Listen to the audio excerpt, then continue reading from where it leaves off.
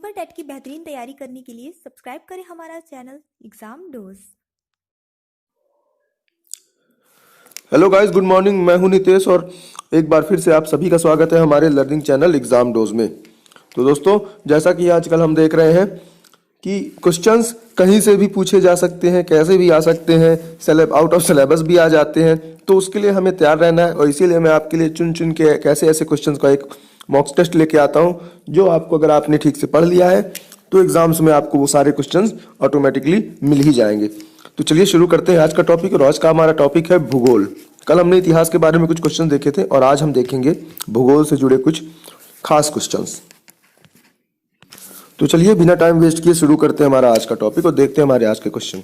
आज का पहला क्वेश्चन है, भूगोल का जनक किसे कहा जाता है। सबसे पहला और सबसे इंपॉर्टेंट क्वेश्चन तो यही है, हेरोडोटस, एनेक्जिमेंडर, इरेटोस्थनीज या हिक्रेटियस। और सही आंसर होगा ऑप्शन नंबर डी, हिक्रेटियस।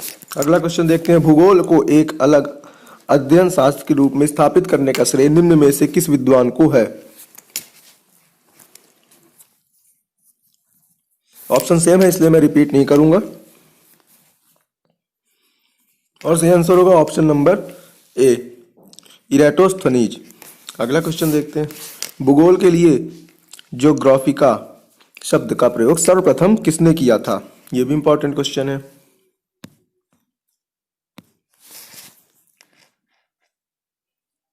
और इसका सही आंसर होगा ऑप्शन नंबर सी। आगे बढ़ते हैं, सूर्य सदैव पूर्व में निकलता है क्योंकि पृथ्वी पश्चिम से पूर्व की ओर घूमती है, पृथ्वी पूर्व से पश्चिम की ओर घूमती है, यह पूर्व में स्थित है या इनमें से सभी।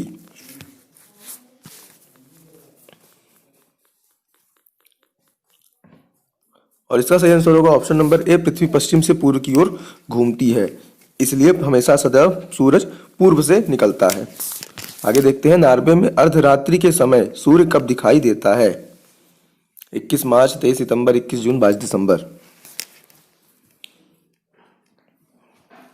और इसका सही आंसर होगा ऑप्शन नंबर सी, 21 जून को नॉर्वे में अर्धरात्रि के समय सूर्य दिखाई देता है। आगे बढ़ते हैं,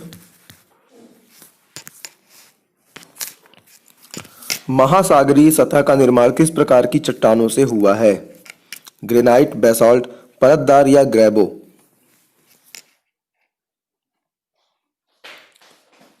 फटाफट से अपने सही ऑप्शन को टिक करें और इसका सही आंसर होगा option number B, basalt. Next question, एक देशांतर से दूसरे देशांतर के बीच कितना समय अंतराल होता है। 4 मिनट, 1 घंटा, 15 मिनट या 12 घंटा।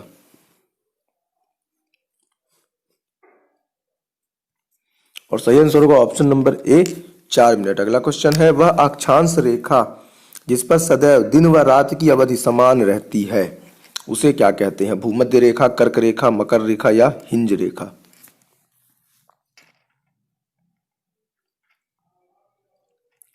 और सही आंसर होगा ऑप्शन नंबर ए, भूमध्य रेखा। अगला क्वेश्चन है, पृथ्वी पर सबसे उच्चतम तापक्रम रिकॉर्ड किए जाते हैं भूमध्य रेखा पर, 10 डिग्री उत्तरी अक्षांश पर या 20 डिग्री उत्तरी अक्षांश पर या 25 डिग्री उत्तरी अक्षांश पर।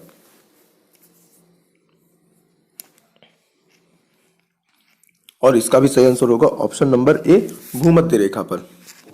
दोस्तों, इसके बारे में अगर आपको ठीक से जानना है तो कमेंट बॉक्स में जाके बताइए, तो हम आपकी एक थ्योरिकल क्लास भी ले लेंगे और उसमें हम आपको इन सब सारी चीज़ों के बारे में ढंग से बता देंगे।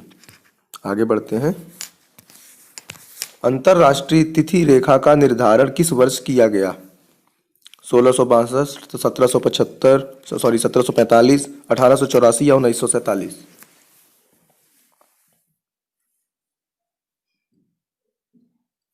और सही आंसर होगा ऑप्शन नंबर सी, 1884 ईस्वी में। आगे बढ़ते हैं, देखते हैं अगला क्वेश्चन, कोयला किस चट्टान में पाया जाता है। परिवर्तित चट्टान, परतदार चट्टान, अजैव चट्टान या आग्नेय चट्टान।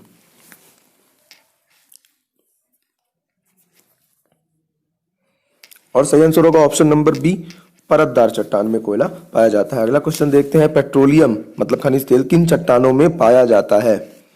आग्नेय, नवीन, संतरित, प्राचीन, संस्तरित या परिवर्तित?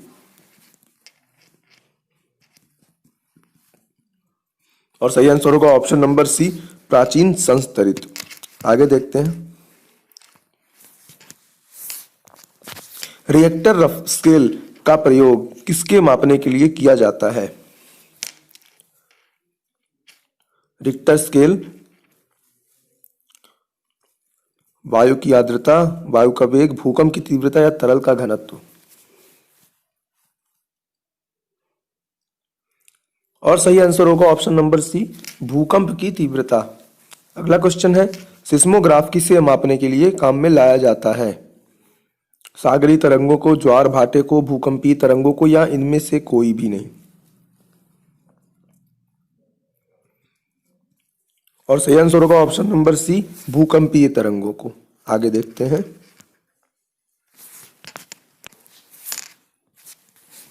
तो अगला क्वेश्चन है, मेघ गर्जन वायुमंडल की किस परत में होता है? मेघ गर्जन सभी को मालूम है, वो वायुमंडल की किस परत में होता है? आयन मंडल, ओजोन मंडल, क्षोभ मंडल या समताप मंडल?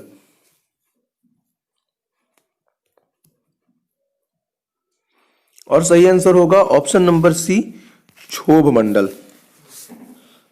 अगला क्वेश्चन है, परिवर्तन मंडल या क्षोभ मंडल में तापमान ऊंचाई के साथ घटता है, ऊंचाई के साथ बढ़ता है या अपरिवर्तित होता है या पहले घटता है पुनः बढ़ता है?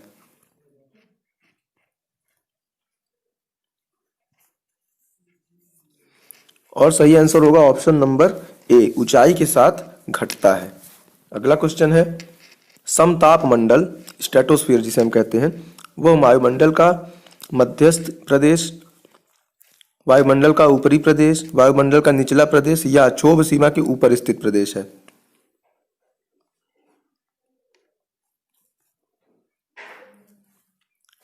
और इसका सही आंसर होगा ऑप्शन नंबर डी, क्षोभ सीमा के ऊपर स्थित प्रदेश। आगे बढ़ते हैं, निम्नलिखित में से कौन सी स्थानीय पवन मध्य यूरोप के परिवर्तीय क्षेत्र से यूगोस्लाविया के एड्रियाटिक तट की ओर प्रवाहित होती है? ऑप्शंस है मिस्टल, फॉन, बोरा या बुरान?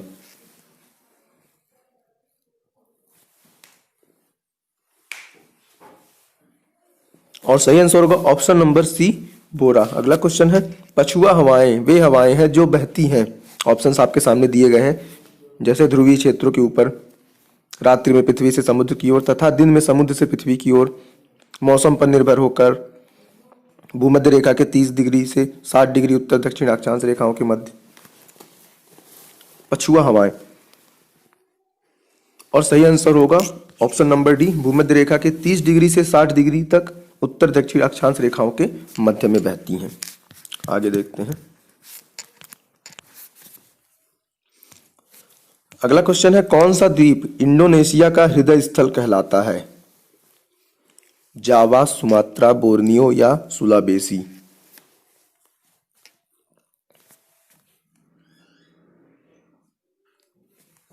और इसका सही आंसर होगा ऑप्शन नंबर ए, जावा।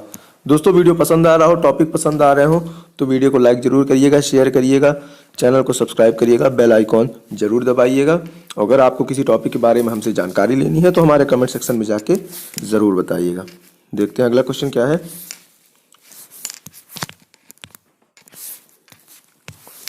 जल डमरू मध्य कहलाता है दो सागरों को मिलाने वाली संकरी जलधारा, दो समुद्रों के बीच पतली सकरी भूमि पट्टी, समुद्र एवं स्थल का मिलन स्थल या इनमें से कोई नहीं? और सही आंसर होगा ऑप्शन नंबर ए, दो सागरों को मिलाने वाली एक सकरी जलधारा। आगे देखते हैं, विश्व की सबसे तेज बहने वाली महासागरीय जलधारा कौन सी है? इंपॉर्टेंट क्वेश्चन है। गल्फ स्ट्रीम जलधारा, लेब्राडोर जलधारा, बेंगुएला जलधारा या क्यूराइल?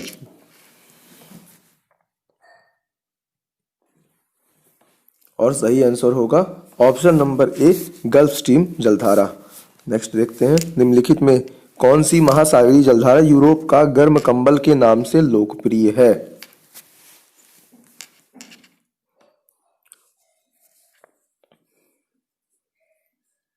और सही आंसर होगा option number C, Gulf Stream जलधारा। नेक्स्ट, माव सिनराम और चेरापूंजी में अधिक वर्षा होती है क्योंकि? ऑप्शंस, यहाँ निम्न दबाव रहता है, यहाँ सदा भाप भारी हवाएं चलती हैं, वर्ष भर वर्षा होती है, या पहाड़ियां की आकृति की है। और सही आंसर होगा ऑप्शन नंबर डी,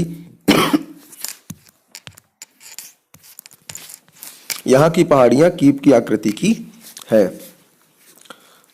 आगे देखते हैं अगला क्वेश्चन, किस मिट्टी में कृषि के लिए सिंचाई की आवश्यकता नहीं होती है? लाल मिट्टी, काली मिट्टी, जलोढ़ मिट्टी या लेटराइट मिट्टी? ये क्वेश्चन हमारे लिए बहुत इंपॉर्टेंट है और ऐसे क्वेश्चन एग्जाम्स में बहुत आते हैं और हमें ये पता भी होना चाहिए। तो इसका सिंपल सा सीधा सा आंसर है बी, काली मिट्टी, क्योंकि इसमें नमी होती है और इसमें ज़्यादा सिंचाई की जरूरत नहीं पड़ती। अगला क्वेश्चन है, भारत में काली कपासी मिट्टी को किस स्थानीय नाम से जाना जाता है? तराई, बांगर, खादर या रेंगुड़?